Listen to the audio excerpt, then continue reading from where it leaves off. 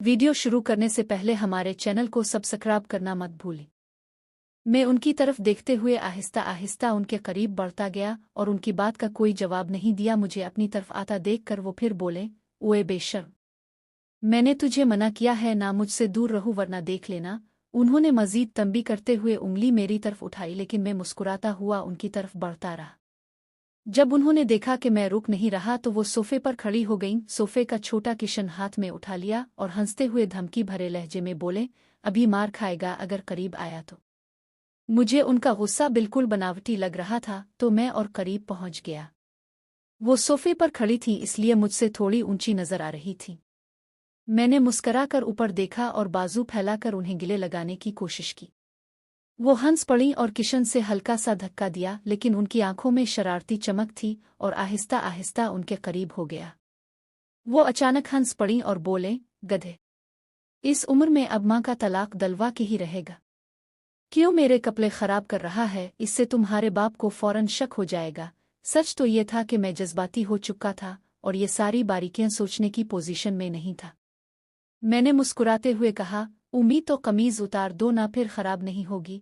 ये सुनकर उन्होंने हाथ से किशन फेंक दिया और हंसते हुए बोले, ए बदतमीज, बदतमीजी की भी इंतहा हो गई है। उम्मी भी कहते हो और ऐसी बातें भी करते हो, कुछ तो शर्म कर। मैंने कहा, अब मेरा और कौन है? सारी बातें और फरमाइशें अब से ही तो करूंगा। ये कहते हुए मैंने उन्हें मजीद करीब खींचने की कोशिश की।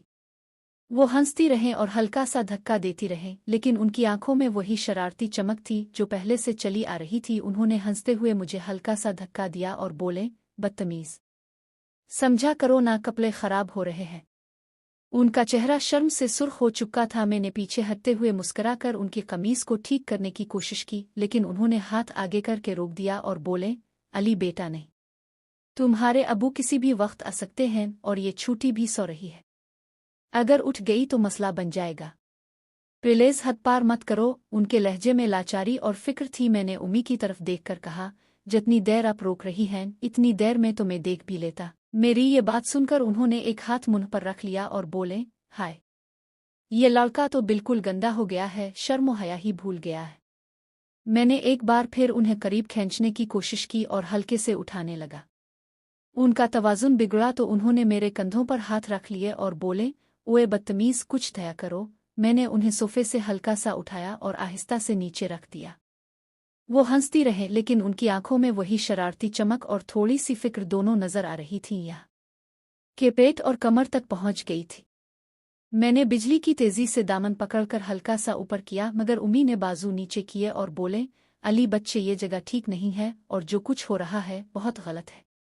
प्लीज रुक जाओ। और लेकिन मैं कैसे रुकता? इस वक्त तो मुझे लग रहा था कि अब न किया तो सारी उम्र पछतावा रहेगा। मैंने मिन्नत करते हुए कहा, उम्मी प्लीज, कुछ नहीं होता, बस 2 मिनट। उनके लहजे में अजीब सी बेबसी आ गई और वो बोले, बेटा तेरे लिए 2 मिनट हैं, मगर मेरी सारी जिंदगी की शर्म व हया है। सारी जिंदगी में यही एक इज्जत तो है। मैंने उनकी बात काट दी और कहा, उम्मी, मुझसे क्या छुपाएंगी? मैंने तो सब देख रखा है और वैसे भी हमारी इज्जत तो एक ही है। मुझे अब से पहले कौन है? फिर उनकी कमीज को ठीक करने की कोशिश की। उन्होंने बाजू नीचे किए मगर चुप हो गईं।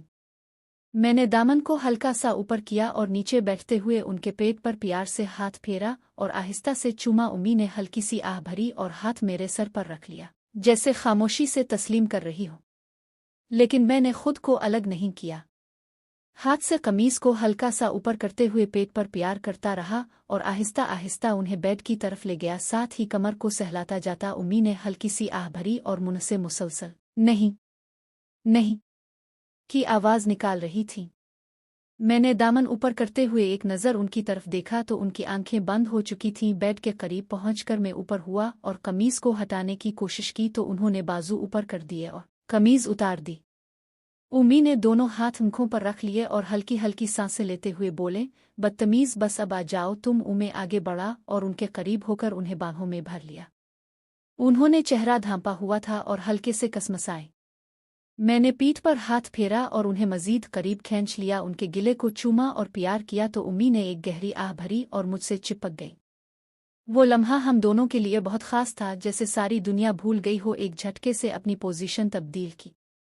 मैं उनके गालों और होंठों के करीब था, बारी बारी प्यार कर रहा था और एक हाथ से उन्हें सहला रहा था। उम्मी की आंखें बंद थीं। उन्होंने गैर महसूस अंदाज में हाथ नीचे किया और मुझे छू लिया। जैसे ही ये हुआ, हम दोनों को एक झटका लगा।